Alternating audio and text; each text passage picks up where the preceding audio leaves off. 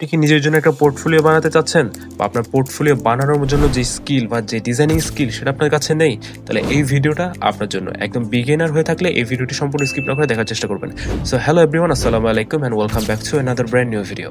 আজকের এই ভিডিওতে আমি আপনাদেরকে দেখাবো কিভাবে আপনার ক্যানভা ব্যবহার করে খুব সহজে একটা নিজের জন্য পোর্টফোলিও ডিজাইন ক্রিয়েট করতে পারবেন। তো ভিডিও শুরু করার আগে বলতে চাই পোর্টফোলিও জিনিসটা কি। হ্যাঁ, পোর্টফোলিও হলো একটা প্রফেশনাল ডকুমেন্ট বা প্রেজেন্টেশন যেখানে থাকে আপনার অ্যাবাউট সম্পর্কে থাকে, আপনার পরিচিতি থাকে, আপনার স্কিল থাকে, আপনার কাজ করা বা আপনার স্কিলগুলো প্রজেক্টগুলো শেয়ার করা থাকে, ক্লায়েন্টের ফিডব্যাক থাকে, আপনার কন্ট্যাক্ট নাম্বার থাকে, মূলত এইগুলোই থাকে পোর্টফোলিওটা, অনেকটা সিবির মতো।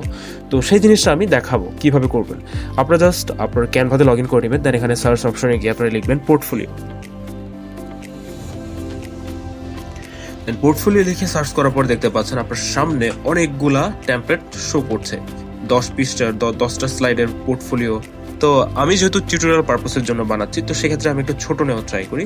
আপনারা ল্যান্ডস্কেপ নেবেন নাকি পোর্ট্রেটে নেবেন সেটা সম্পূর্ণ আপনার উপর ডিপেন্ড করছে। হ্যাঁ, দেখতে পাচ্ছেন এটা হচ্ছে বাই চান্স এক্সাম্পল হিসেবে এটা আমার পোর্টফোলিও। তো এখন আমার যেটা করতে হবে, আপনি আপনার সম্পূর্ণ কন্টেন্ট আপনার ডিজাইন অনুযায়ী আপনার যে আপনার সম্পর্কে যেগুলো রয়েছে সেগুলো আপনি নিজের মতো করে অ্যাডজাস্ট করে নেবেন। এখানে যদি টেমপ্লেটের মধ্যে যে ছবিটা দেওয়া থাকে, এখানে আপনি আপনার নিজের ছবিটা এখানে অ্যাড করে দিতে পারেন। তো আমি আমার ছবিটা দেওয়ার অ্যাড করছি, বা আমি র্যান্ডম একটা ছবি দেওয়ার অ্যাড করে দেখি। আমি ধরুন এটা হচ্ছে আমার ছবিটা, আমি এখানে অ্যাড করে দিলাম, ধরুন এটা আমার ছবি, ঠিক আছে। এখন আপনার নামটা আপনি এখান থেকে অ্যাডজাস্ট করে নিতে পারেন। ধরুন আমি নাম দিলাম, আমার নাম আলী হোসেন কিছু একটা,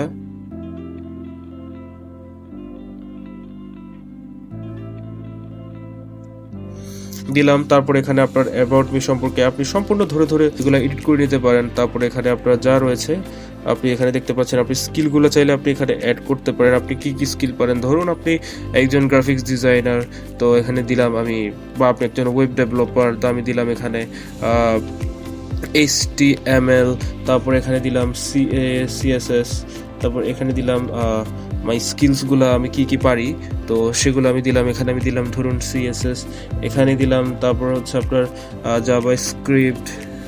হ্যাঁ, আমি নিজের মতো করে দেওয়া ট্রাই করি। এখানে দিলাম জাভা স্ক্রিপ্ট, এখানে দিলাম Node.js বা কিছু একটা। হ্যাঁ, এভাবে দিলাম।